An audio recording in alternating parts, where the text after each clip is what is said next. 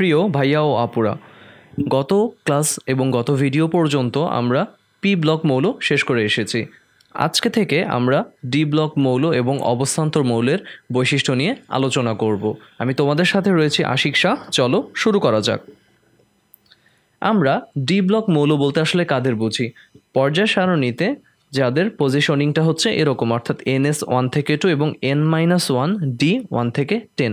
তার মানে তোমার N এর ভ্যালু যদি 4 হয়, সেক্ষেত্রে এখানে N-1, তার মানে 4S 3D।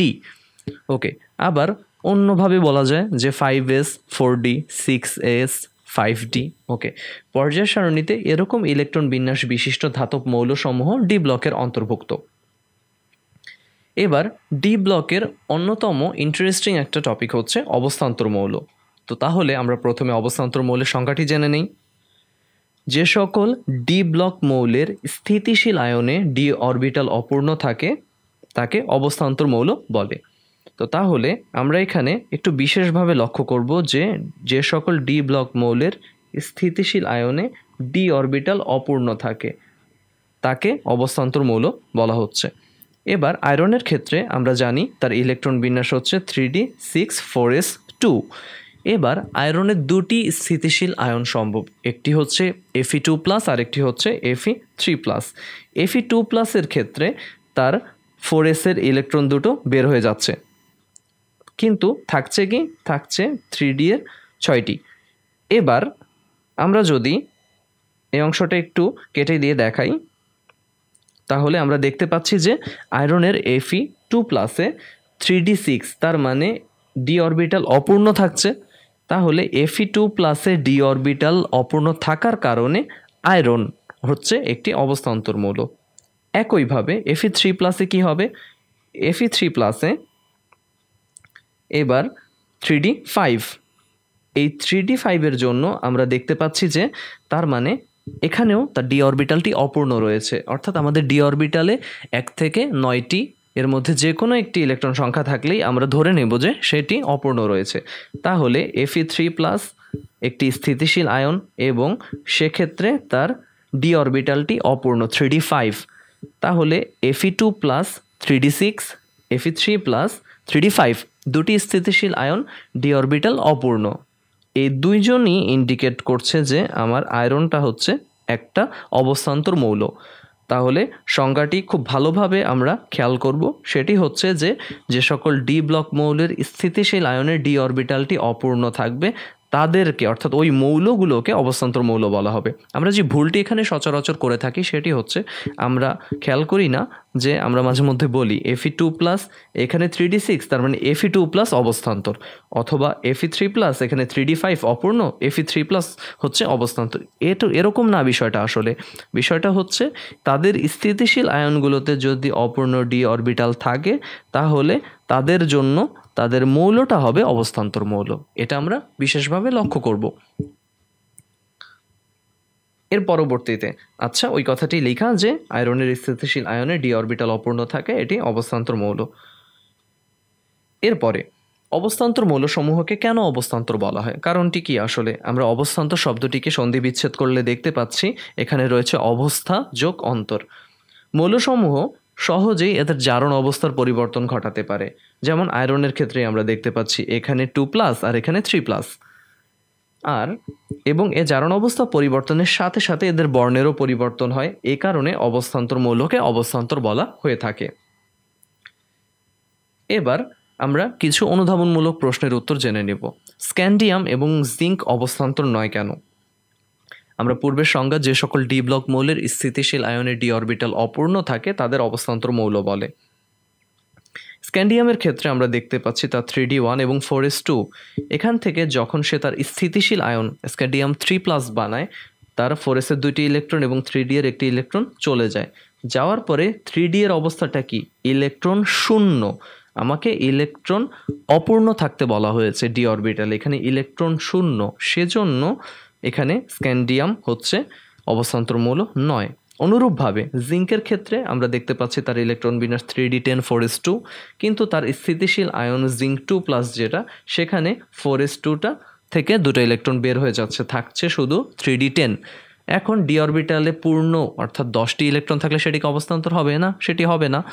অর্থাৎ আমরা পড়ে এসেছি যে অপূর্ণ থাকা লাগবে স্থিতিশীল আয়নে ডি এ ইলেকট্রন 1 থেকে 9টি থাকা লাগবে, 0টি বা 10টি দুইটার কোনোটি গ্রহণযোগ্য নয়। তাহলে এই কথাটি লেখা আছে যে স্ক্যান্ডিয়ামের স্থিতিশীল আয়নে ডি অরবিটাল খালি থাকায় এবং জিঙ্কের স্থিতিশীল আয়নে ডি অরবিটাল পূর্ণ থাকে, এরা অবস্থান্তর মৌল নয়। আয়রন এবং কপার অবস্থান্তর কেন? আয়রনেরটি অলরেডি আমরা ব্যাখ্যা করে এসেছি প্রথম স্লাইডেই। এবার কপারেরটাতে চলে আসি সরাসরি। কপারের ক্ষেত্রে আমরা দেখতে পাচ্ছি যে কপারের দুটি আয়ন সম্ভব, একটি হচ্ছে কপার প্লাস আর একটি হচ্ছে কপার 2+। তাহলে কপারের ইলেকট্রন বিন্যাস 3d10 4s1। কপার প্লাস যখন গঠিত হয় তখন 4s1 এর ইলেকট্রনটি চলে যায়, কিন্তু 3d10 তো থেকেই যাচ্ছে, অর্থাৎ এখানে 3d10 মানে পূর্ণ, অর্থাৎ কপার প্লাস বলছে যে কপার অবস্থান্তর মৌল নয়। এরপরে আমরা কপার 2+-এ চলে আসি, সেখানে আরেকটি ইলেকট্রনও সে ত্যাগ করে কোথা থেকে? 3d থেকে। এবার 3d 10টা থেকে 9টা হয়ে যাচ্ছে, এবার 3d9, তার মানে এবার কপার 2+ দেখাচ্ছে যে 3d9 মানে অপূর্ণ। এই কপার 2+-এর জন্য কপারকে অবস্থান্তর বলা হচ্ছে। তাহলে আমি কোনটা নেব? কপার প্লাস বলছে কপার অবস্থান্তর নয়, আবার কপার 2+ বলছে কপার অবস্থান্তর। এখানে একটি বিষয় আরেকটু গভীরে গিয়ে বিবেচনা করতে হবে। কপার প্লাস এবং কপার 2+-এর মধ্যে আমরা কোনটা বেশি দেখেছি? কপার 2+ বেশি দেখেছি, তার মানে এটি বেশি স্থিতিশীল, আর সেই স্থিতিশীল যে ডিসিশনটা আমাকে দেবে সেটাই আমাকে মেনে নিতে হবে। তাহলে কপার 2+ বলছে যে এখানে 3d অরবিটাল অপূর্ণ, তার মানে কপার হচ্ছে একটি অবস্থান্তর মৌল। এটি হচ্ছে সঠিক সিদ্ধান্ত।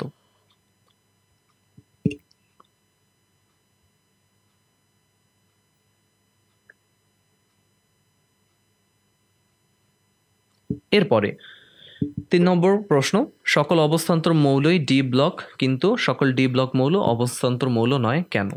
একটু আগে আমরা উদাহরণে দেখে এসেছি যে স্ক্যান্ডিয়াম থেকে শুরু করে জিঙ্ক পর্যন্ত এরা তো সবাই ডি ব্লক মৌল, কিন্তু স্ক্যান্ডিয়াম আর জিঙ্ক এরা দুজন কি অবস্থান্তর মৌল ছিল?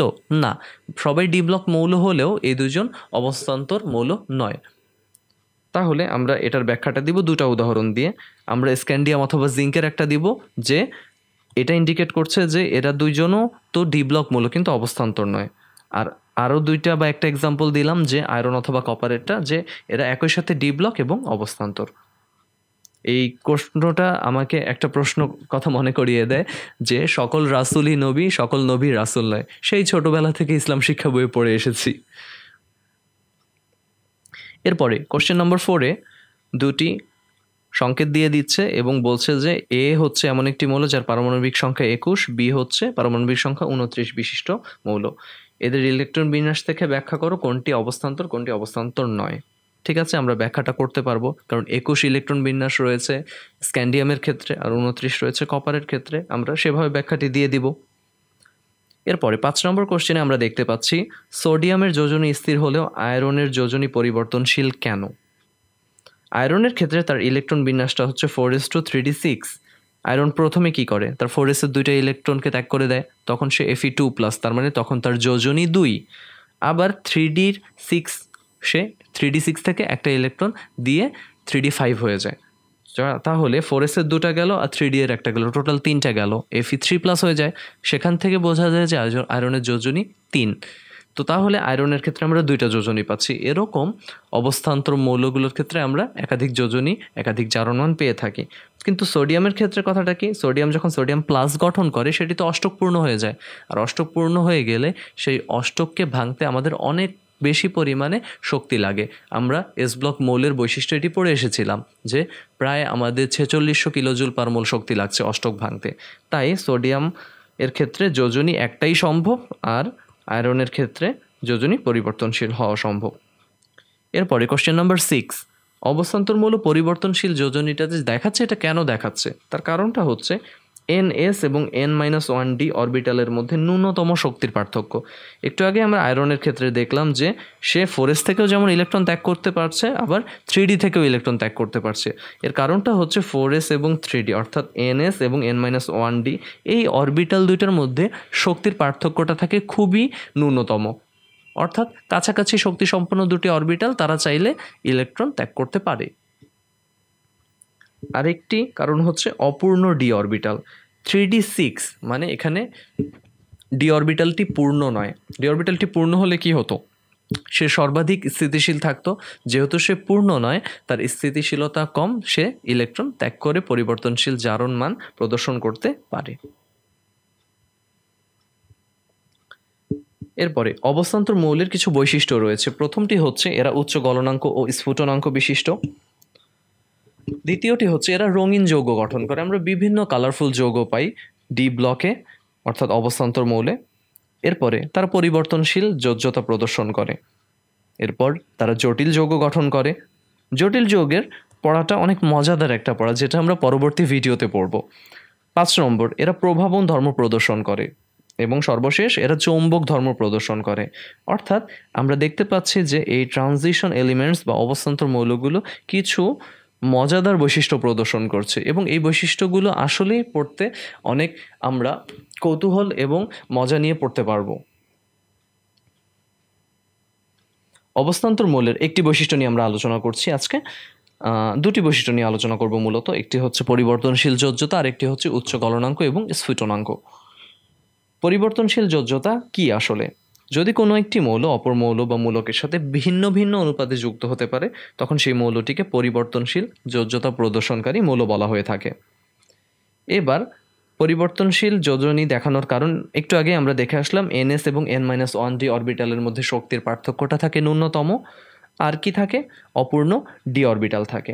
এখানে titanium, vanadium, chromium, manganese, iron, cobalt, nickel, copper এদের ক্ষেত্রে দেখতে পাচ্ছি যে তারা আসলে কি কি জারণমান প্রদর্শন করতে পারে। আয়রনের ক্ষেত্রে +2, +3 আমরা দেখেছি। আরও যদি উত্তেজিত বা সক্রিয় করা হয় সেক্ষেত্রে +4, 5, 6 পর্যন্ত আমরা পেতে পারি। আবার কপারের ক্ষেত্রে +1, 2 দেখেছি, +3 পর্যন্ত আসতে পারে। নিকেলের ক্ষেত্রে +2, +3, +4। অর্থাৎ এই যে তাদের পরিবর্তনশীল যোজনী বা জারণ মানগুলো, এগুলো আমরা পেতে পারি শুধুমাত্র এই দুটি বৈশিষ্ট্যের কারণে।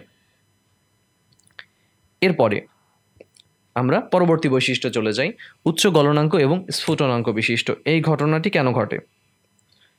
প্রথমে অবস্থান্তর মৌলসমূহের গলনাঙ্ক আর স্ফুটনাঙ্ক sp এর চেয়ে অনেক বেশি, কারণ এরা প্রত্যেকেই ধাতু, আর ধাতুর ক্ষেত্রে গলনাঙ্ক স্ফুটনাঙ্ক উচ্চ হবে, এটাই স্বাভাবিক।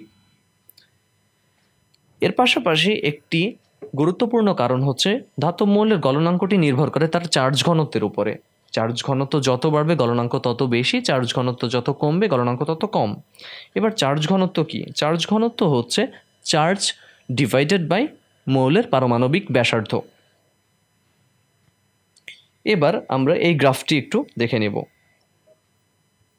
এই গ্রাফটিতে আমরা এখানে কি কি মৌল নিয়ে আলোচনা করা হচ্ছে সেটি একটু প্রথমে দেখে নেই। প্রথমে আমাদের রয়েছে এখানে স্ক্যান্ডিয়াম, এরপরে এখানে রয়েছে টাইটানিয়াম, তারপরে ভ্যানাডিয়াম, ক্রোমিয়াম,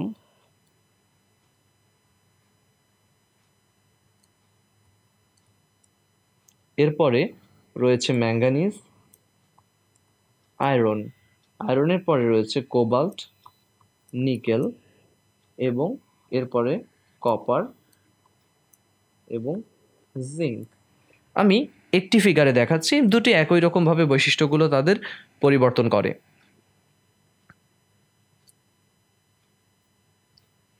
এবার স্ক্যান্ডিয়ামের ক্ষেত্রে আমাদের ইলেকট্রন বিন্যাসটি আমরা একটু আগে দেখে এসেছিলাম। তার ইলেকট্রন বিন্যাস স্ক্যান্ডিয়ামের ক্ষেত্রে আমরা এখানে দেখতে পাই যে তার হচ্ছে 3+ চার্জটি।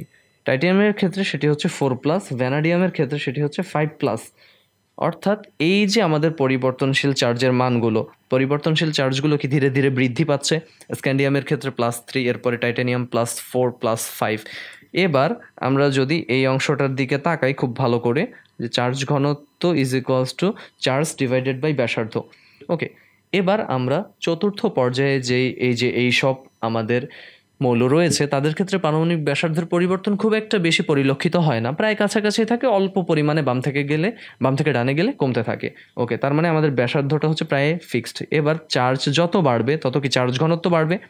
তো তাহলে আমাদের এখানে দেখতে পাচ্ছি +3, +4, +5, আমাদের চার্জ ঘনত্বটা ধীরে ধীরে বাড়ছে। এই কারণে আমাদের গলনাঙ্ক এবং স্ফুটনাঙ্ক বেড়ে যাচ্ছে।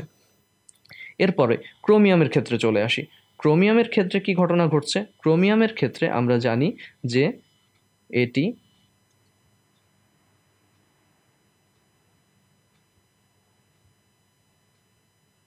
ক্রোমিয়ামের ক্ষেত্রে আমরা জানি যে এটি 3d5 এবং 4s1 প্রদর্শন করে।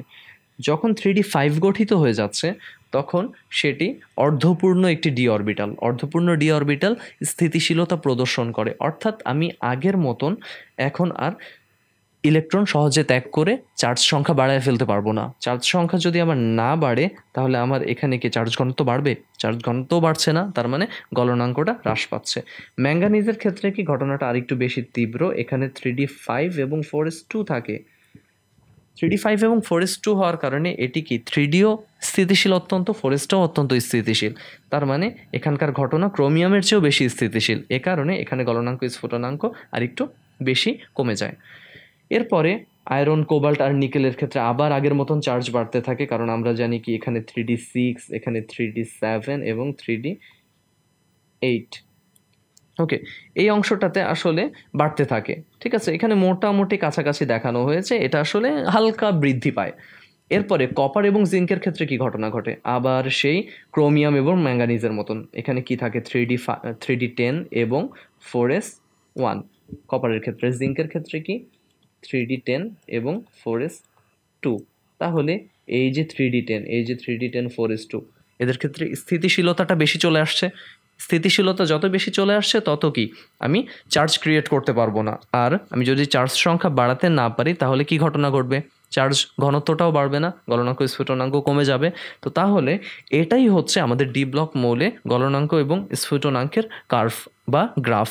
এই গ্রাফটি সকল বইয়ে ভালো মতন ব্যাখ্যা করা নেই। ইভেন অনেক সময় আমাদের প্রাইভেটের টিচাররা বা কলেজের টিচাররাও এটা খুব একটা মনোযোগ দিয়ে বা খুব একটা ভালোভাবে ব্যাখ্যা করতে যায় না। তো আমি চেষ্টা করব যে এই ব্যাখ্যাটি মনে রেখে আমরা এই গলনাঙ্ক এবং স্ফুটনাঙ্কের ব্যাখ্যাটি করা শিখব। তাহলে আজকে আমরা ডি ব্লক মৌলের দুটি বৈশিষ্ট্য নিয়ে আলোচনা করলাম। পরবর্তী ভিডিওতে আমরা বাকি 4টি বৈশিষ্ট্য নিয়ে আলোচনা করব। তাহলে পরবর্তী ভিডিও দেখার আমন্ত্রণ জানিয়ে আজকে এখানেই শেষ করছি। আল্লাহ হাফেজ।